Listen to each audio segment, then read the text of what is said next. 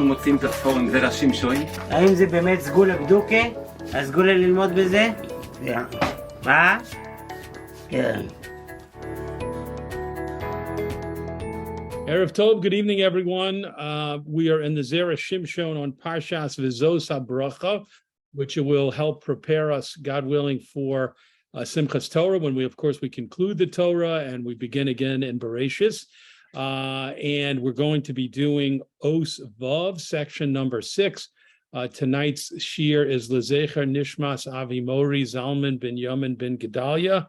Before we begin, we're going to take a look at a few psukim from Parshas Ki Sisa about what happened after the Chet HaEgel, and then we'll take a look at a few psukim in our Parsha of V'Zot HaBracha, and the Zera Shimshon is going to deal with how those psukim in Ki Sisa and V'Zot HaBracha connect to each other. So first, we'll look at the psukim in Ki Sisa. This is Shmos Perek Lamed Lamed Beis, and we're starting with Pasuk Chaf Vav. Here we go. Again, this is right after the Chet HaEgel. Vayamod Moshe Bishar HaMachaneh, and Moshe stood in the gate of the camp. Vayomer, and he said, Mi Lashem Eloi, who is for Hashem, come to me. Vayeasfu Elav kol b'nei Levi, and all of the sons of the tribe of Levi gathered to him. Vayomer lohem ko amar Hashem Elokei Yisrael, and Moshe said to the Leviim, so says Hashem, the God of Israel, Simu ish charbo al yerecho, each man should place his sword on his thigh. Ivru vashuvu mishar lashar b'machaneh, and should pass back and forth from gate to gate in the camp. V'hirgu ish es achiv, and each person should kill his brother, meaning killed a person, any of the people who were directly involved in the Chet HaEgel. V'ish es re'ehu, and be willing to kill your brother and your friend. V'ish es krovo, and be willing to kill a person who you're related to. Vayasu v'nei Levi kidvar Moshe, and the tribe of Levi did according to what Moshe said. Vayipol min ha'am bayom hahu kishloshes alfei ish, and there fell from the people on that day approximately 3,000 people. So after the Chet HaEgel, Moshe calls out Mi Lashem Eli, and Shevet Levi comes to him, and he sends them out to kill the people again who were directly involved in the Chet HaEgel, and they killed about 3,000 people on that day. So that's a few psukim in Parshas Ki Sisa. Now we'll turn to Parshas V'Zot HaBracha, and this is Perek Lamed Gimel in Sefer Devarim, psukim Ches and Tes, and these psukim deal with the bracha that Moshe gave to Shevet Levi. We just read about Shevet Levi in Ki Sisa. Now we're going to read the bracha that Moshe gave to Shevet Levi. Of course, in V'Zot HaBracha, we know that Moshe gave a bracha to each of the Shvatim. So these are two psukim taken from the bracha he gave to Shevet Levi. Ulelevi Amar, and to Levi he said, Tumecha v'urecha leish chasidecha, your Urim v'Tumim should go to your pious one, Asher nisiso b'masa, who you tested at Masa, Tirivehu al mei Meriva, and you challenged him at the waters of Meriva. Ha-omer le'aviv u'le'imo lo re'isiv. And these people, this tribe of Levi, they said about their mothers and fathers, lo re'isiv, I don't recognize. They didn't give favoritism to their own parents. Ves echav lo hikir, and they didn't recognize or give favoritism to their brothers. Ves bonav, and to their sons, lo yoda, they did not know. And that is a reference to the actions, the executions that they carried out after the Chet HaEgel on Moshe's command. Ki shamru imrasecha, because they guarded your saying, uvrischa yinsoru, and they protected your covenant.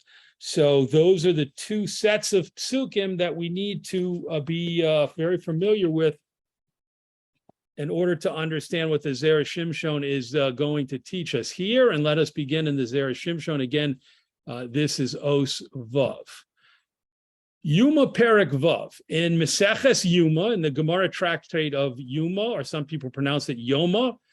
In the 6th parak, it says as follows: Vayamod Moshe b'sha'ar hamachane, and Moshe stood in the gate of the camp. That is the first pasuk we looked at in Parshas Kisisa about the incidents after the Chet HaEgel. Omar Rav Yehuda Omar Shmuel. From that pasuk, Rav Yehuda, in the quoted Shmuel, is saying, Shivto shel Levi, the entire tribe of Levi, lo ta'u ba'egel. They did not make the mistake. They did not commit the sin of the Egel. None of the members of Shevet Levi committed the sin or were involved in the sin of the Chet HaEgel. Dichsiv, as the pasuk says, Vayomer mi Lashem Elai, Moshe said, it called out, who is for Hashem to come to me. Vayeyasu elav kol b'nei Levi, and all of the children of Levi gathered to Moshe. So Rav Yehuda Amar Shmuel in this Gemara is saying that if we read the psukim carefully, we can deduce that no one, not a single member of the tribe of Levi participated in the Chet HaEgel. And how do we know it? Because when Moshe called out, who is for Hashem, come to me, all of the members, the pasuk says, call b'nei Levi, all of the members of Shevet Levi came to him. And so that means that if all of them could come to him and hearken to his cry, that must mean that none of them were involved in the Chet HaEgel. That's what the Gemara teaches us. But the Gemara continues with a question. Eisvei, a question is asked from another pasuk. And this pasuk is the pasuk we saw in Zos HaBracha, V'Zot HaBracha. Ha'omer le'aviv ule'imo lo re'isiv. Shevet Levi was praised because they carried out Moshe's order to execute people who were involved in the Chet HaEgel. And the pasuk specifically says they said to their father and their mother, I don't see him. I don't show any favoritism. Even if a member of Shevet Levi's own father or mother participated in the Chet HaEgel, then they carried out the executions. So the question is, how could Shevet Levi be praised for carrying out executions even against their own relatives if we just heard a teaching from the Gemara in Meseches Yuma that says no one in Shevet Levi participated in the Chet HaEgel? There seems to be a clear contradiction between, on the one hand, saying no one in Shevet Levi participated in the Chet HaEgel and praising Shevet Levi because the members who carried out the executions were willing to kill even people of Shevet Levi, even relatives, because they did participate in the Chet HaEgel. Omar Le, so the answer to that question was given, Aviv Avi Imo mi Yisrael. What did the pasuk in V'Zot HaBracha mean when it said that the Levium didn't recognize their own fathers? That was referring to cases where a Levi, an Aviv, didn't mean his father, it meant his grandfather, and it was where his mother was not from Shevet Levi. His mother was from one of the other tribes of Bnei Yisrael, and her father, therefore, was not a member of Shevet Levi. Her father was a member of one of the other tribes. And in those kinds of situations where a Levi had to carry out an execution against a grandfather who was not a Levi because it was on his maternal side, his mother's side, and membership in a Shevet, membership in a tribe follows the father, the paternal side. It doesn't follow the maternal side. So in a case like that, a Levi could have a grandfather who was involved in the Chet HaEgel, but that person would not be a Levi because it would be his mother's father, and that man would be, in a case like that where the mother was not a Levi, then the father was not a Levi. He was a member of a different tribe of Bnei Yisrael. And what does it mean, Imo? What does it mean he might have to carry out an execution of his own mother? Imo mi Yisrael, that's talking about where his father was a Levi, but he married a mother. His mother was from one of the other tribes of Bnei Yisrael. So the Gemara maintains its position that no member of Shevet Levi participated in the Chet HaEgel, and therefore, in order to maintain that position, it interprets the pasuk in V'Zot HaBracha that seems to talk about a Levium executing relatives from Shevet Levi, the Gemara says, no, that's not the correct understanding of those psukim. They're referring to Leviim carrying out executions against relatives who actually were not Leviim. And it gives examples of how a member of Shevet Levi could have maternal relatives who were not a member of Shevet Levi. So that's the Gemara over in Maseches Yuma. Now let's continue on the next page, top of the first column. Makshim, some commentators ask a question, and we're going to see two questions here. The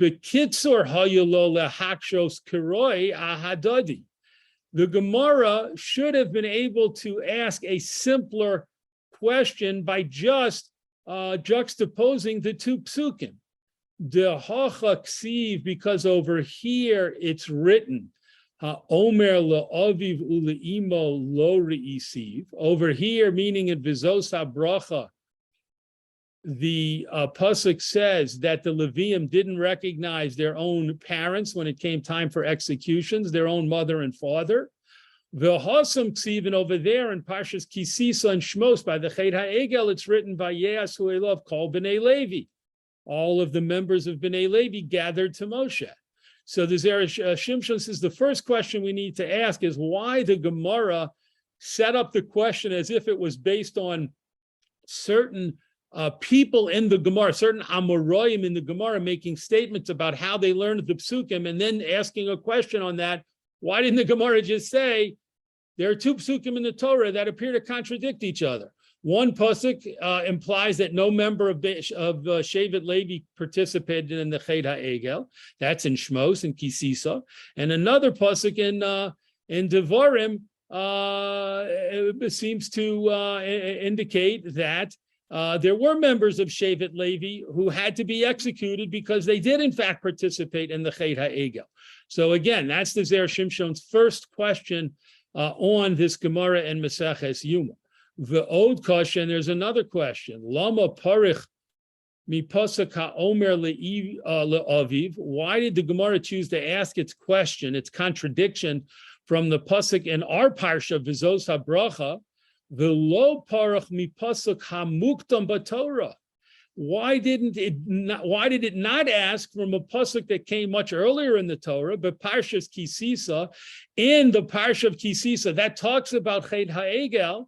And it says, "V'hirgu ish es echav," and the Levium killed even their own brothers, v'chulei, etc. Umilu yedchem, and the pasuk goes on to say that Moshe said to the Levium, "You have to be prepared to continue carrying out these executions, these capital punishments on other relatives who might have who did participate in the Chet HaEgel." And that's a pasuk right there by Chet HaEgel. Why didn't the Gemara use that pasuk to ask the contradiction? The mashma mineh, because it implies from that pasuk nami also the Shevet Levi chotu, that the tribe of Levi sinned and was involved in the Chet HaEgel.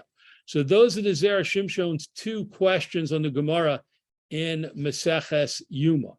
And now the Zera Shimshon, in order to begin developing his answer, is going to ask a third question, which he will use to lead us into developing the answer to come back and answer his first two questions. Aval od yesh ledaktek sham beparshas Kisisa, but we have to go a little deeper and analyze the story in Parshas Kisisa about what happened after the Chet HaEgel and how Moshe commanded the Levium to carry out executions. We need to look more deeply there. Lama nes u'elav kol b'nei Levi bilvad. Why was it that apparently only the members of Shevet Levi gathered to Moshe? V'halo, and is it not so? Was it not true? Hayakama alafim Yisrael shelo to be'egel klal. Is it not true that there were many, many thousands of members of Bnei Yisrael who were not involved in any way in the Chet HaEgel?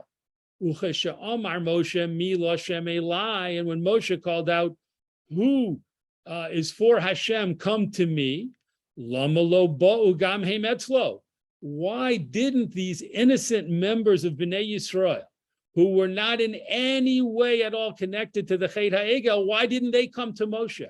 Why was it only apparently the Shevet Levi that came to Moshe at that moment, and not the thousands and thousands of members of Bnei Yisrael who were completely free from any involvement in the Chet HaEgel? Ve'im tomar, and if you say she'in hachinami, that yes, it's true, shebo'u gam heim etzlo, that members of Bnei Yisrael also came to Moshe, let's imagine you concede the point and you say, of course it's true. That's nothing to argue about or to contest. Of course it's true that there were thousands and thousands of members of Bnei Yisrael who were not involved in the Chet HaEgel in any way. And yes, of course it's true that when Moshe said, Mila Hashem Elai, who is for Hashem, come to me, they also came. It wasn't just Shevet Levi, it was also thousands and thousands of members of Bnei Yisrael. Then if you say that, Lama, Moshe lo tziva af lekesherim shebi Yisrael. Why did Moshe not give the same order to the kosher members of Bnei Yisrael? Kosher here meaning the ones who were not involved at all with the Chet HaEgel, ke Moshe tziva leleviim, as say the same order, the same command that Moshe gave to the Levium, which was to go around and to kill the people who were directly involved in the Chet HaEgel. If that was not if there were other members of Bnei Yisrael who weren't involved and who came to gather with Moshe at that moment, why didn't Moshe tell them, along with the Levium, to go carry out the executions that needed to happen? Shahare Hasam B'Samach, because over there in the Gemara of Maseches Yuma, Amrinon, we say, this is a very important quote from the Gemara. So let me start with the first word in the quote. Zibach v'kiter b'sayiv. The Gemara says, those people who offered sacrifices and burned incense to the Egel, b'sayiv, they were executed with the sword through capital punishment. Gofeif v'nishek, if they embraced the Egel or they kissed it, let's say they didn't actually offer sacrifices or burn incense, but they hugged and kissed the Egel, b'misa, they died through death, but not a capital punishment of the Sayiv. They died in the plague that the Psukim tell us happened when many thousands of Jews died who were not killed by the Levium through capital punishment. Samach belibo, and let's say a person didn't worship the idol and the person didn't hug and kiss the idol, but the person was happy and rejoiced that other people were sacrificing to the Egel and were embracing it and kissing it. If they just felt a happiness and a joy, oh, isn't this wonderful? Isn't this beautiful? I'm so happy to be here to see this wonderful sacrificing and burning of incense and hugging and kissing of the Egel. Behadrokan, those persons died through an intestinal disease. Those persons received the punishment, I should say, of an intestinal disease. So the Gemara tells us that there were different levels of punishment after the Chet HaEgel based on the participants' level of participation in the Chet HaEgel. So now the Zera Shimshon says, Michlal, we can learn from here, Demasha Nisharu mi Yisrael, all of the people who remained amongst Bnei Yisrael, who weren't killed through capital punishment, who didn't die through the plague, and who didn't receive the punishment, the intestinal ailment punishment called Hadrokan, all of those people, lo chatu klal, they did not sin at all with the Chet HaEgel. Afilu belevu v'machshava, even in their own heart and even in their own thinking, because the Gemara says anyone who participated even by rejoicing privately in his or her own heart received the punishment. But for the thousands and thousands and thousands of members of Bnei Yisrael who did not participate in even in any way, physically or in their own minds or hearts, those people should have been available to come to Moshe and respond to his call of Mil Hashem Elai, in which case the question again is that the Zera Shimshon is posing, why didn't Moshe send them out along with Shevet Levi to carry out the executions that he felt were necessary. Through Zera Shimshon's answer to that question, we'll begin to understand how he's answering all of his of the original questions. But because of this last question, we must say, Kemoshe Kosav Hashach, as the commentary called the Sifsei Kohen. This was a commentary written in the 16th century on the Torah by a great Rav, a Makubal, a Rav and a Kabbalist who lived in Tzfas. And what does he say? Shekisha Omar Moshe Mila Shem Elai. When Moshe said, "Who is for Hashem to me?" Kavanoso Hoyisa, his intention was, Al mi shehichzik mitzvas mila v'lo bodla. His intention was to call to himself the people who held strong to the mitzvah of circumcision and did not nullify it. Meaning, in Mitzrayim, the mitzvah of mila over time fell into disuse. It was no longer being performed except by some people, and those are the people that Moshe Rabbeinu was calling to himself. V'zehu mila Shem, and this is why Moshe specifically used the words, "Who is for Hashem?" And when we say Hashem, we really in the Torah it's written with the name, the four-letter name of Hashem, the what we call the Shem Havaya, and Shehem Osios Mila. If you put together the first and last letter in the two words of Mila Shem, you'll end up with the word Mila, because you have the mem in the yud from the word mi, and then from the from Lashem, you have the lamed that begins the word, and you have the hey at the end, because you have the yud, the hey, the vav, and the hey to make up the four letters of that name of Hashem. So if you take both the first and second letters of the first word, and you take both the first and second letters of the second word, you end up with the word Mila, circumcision. V'shevet Levi lo bodlu hamila b'Mitzrayim.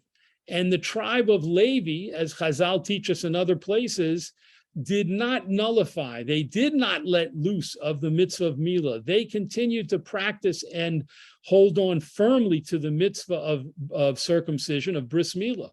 Umishum hachi lo nishtabdu sham kamo Yisrael.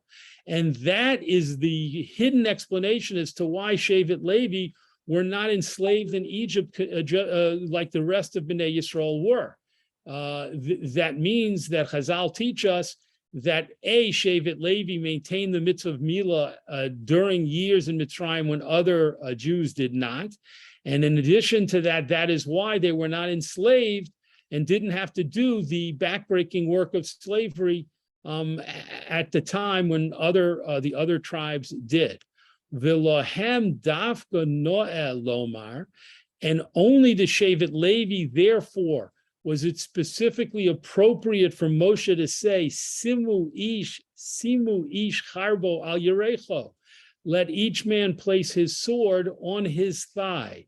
Al yerecho dafka, Moshe specifically used the language of each man should place his sword on his thigh, shebe mitzvah zu, because this symbolized the mitzvah of Mila, yecholim lefayes hamakom, and this commitment and dedication that Shevet Levi showed to the mitzvah of Mila by continuing it in Mitzrayim, even when the other tribes dropped it.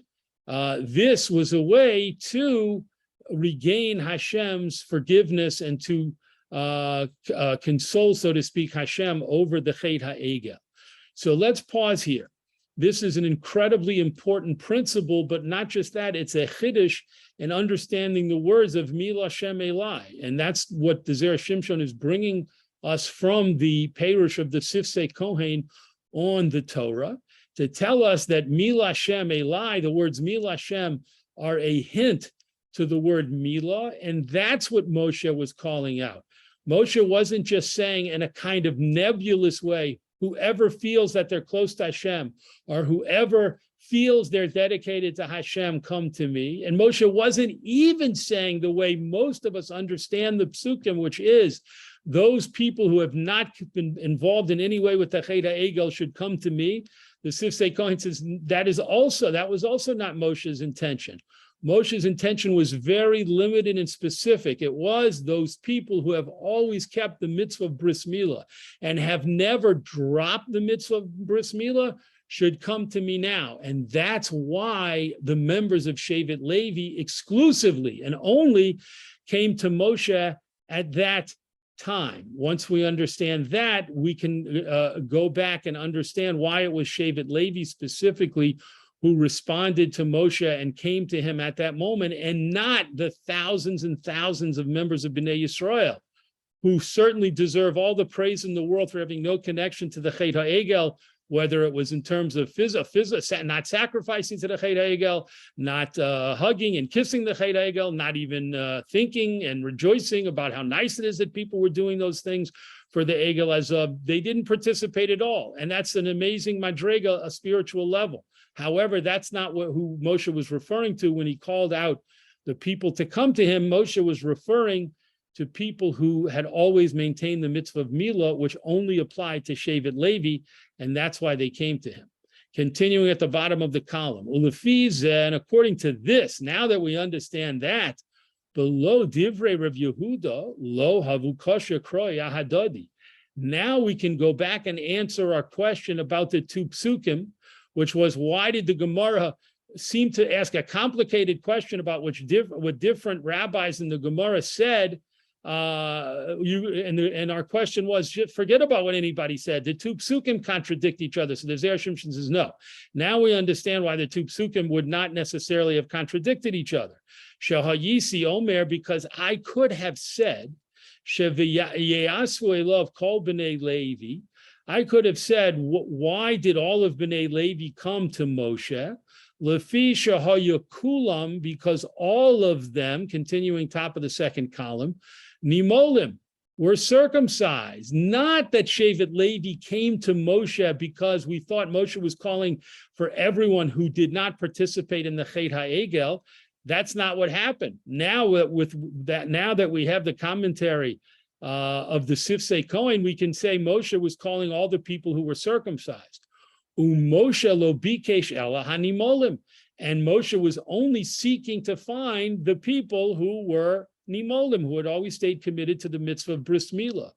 Kedemashma milah shem, just like we already established, this is what is implied by the words, the specific words that Moshe utilized, milah shem shehem osios milah, which equal the letters of the word milah, circumcision. So from the psukim, you wouldn't necessarily have a contradiction. But after Rav Yehuda quoted Shmuel in the Gemara, Piresh HaPasuk, and he explained the pasuk al Chet HaEgel mamish, that it was in fact referring, according to this Amora, according to the scholar in the Gemara, Moshe was calling out the people who did not participate in the sin of the golden calf. Sheshevet Levi lo ta'u ba'egel, and the pasuk therefore was teaching us that no member at all of Shevet Levi participated in any way in the Chet HaEgel. Once that Amora said that explanation to the pasuk, kasha, that's when we had our difficulty. To hakrok siv, because then the Gemara said, wait a minute, we've got a pasuk in V'Zot HaBracha that says ha'omer la'aviv u'le'imo, that the Levium said to their own mothers and fathers, if you participate in the Chet HaEgel, we're going to have to carry out an execution. So that's a contradiction, because it would seem like there were members of Shevet Levi who participated in the Chet HaEgel. And that's how that whole question began. V'nokat pasuk zed dafka. And the other question that was asked as to why the Gemara chose to use a pasuk in V'Zot HaBracha to ask its question, and chose not to use a pasuk right from there from Parshas Kisisa in the incident of what happened after the Chet HaEgel. The Gemara chose not to use that pasuk, which would seem to make a lot more sense in this case, in this context, to use that pasuk. Why? Lefisha Messiah, because the pasuk in V'Zot HaBracha ends with very important words. Ki shamru imrasecha uvrischa yinsoru, because they guarded your words and they protected your covenant, your bris. Demashma, which implies Shemasha Ba L'Shabeach Shevet Levi. The pasuk is coming to praise the tribe of Levi. Eino Ela Bishvil Hamila. It's coming to praise them because of their commitment and dedication to the mitzvah of bris milah. And the Gemara wanted to bring in a pasuk that connects Shevet Levi's commitment to always carrying on the mitzvah of bris milah to Shevet Levi's not participating in the chet ha'egel. And that's why the Gemara chose that pasuk. The Tirates, and then the Gemara gives an answer, Aviv Avi Imo Mi Yisrael, when it says the Levium were willing even to carry out an execution against each Levi, against perhaps his own father, Avi Imo Mi Yisrael. That meant a father on the maternal side of his mother, his grandfather, his maternal grandfather. V'sof ha'pasaku hatam shenitzolu michet ha'egel.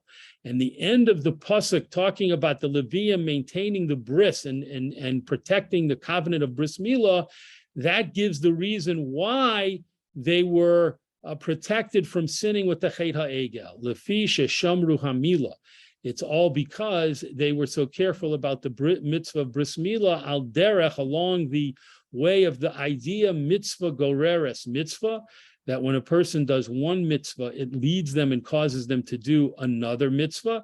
So the Shevet Levi's dedication to the mitzvah of bris milah and Mitzrayim allowed them to fulfill another mitzvah later, which was to be completely detached and uninvolved from the chet ha'egel, from the sin of the golden calf. So what we see here, to recap very quickly, is that the Zera Shimshon started with a Gemara in Yuma that pointed out a seeming and apparent contradiction between Psukim and Kisisa regarding the incidents that followed the Chet HaEgel, along with Psukim in our Parsha V'Zot HaBracha that praised Shevet Levi.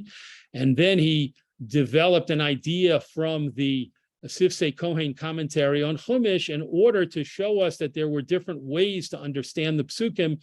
And then he used that new approach to be able to go back and answer his original question. He concluded with an idea that's always important, which is mitzvah goreres mitzvah. Every single time we commit to do a mitzvah, we don't even realize how that's going to lead us to do other mitzvahs that we're probably not, perhaps not, and probably not thinking about at all, which is exactly the case that happened with Shevet Levi. Yasher koach to everyone for participating in the learning of Zera Shimshon this week, and God willing, we look forward to learning again in the Zera Shimshon on Parshas Bereshis.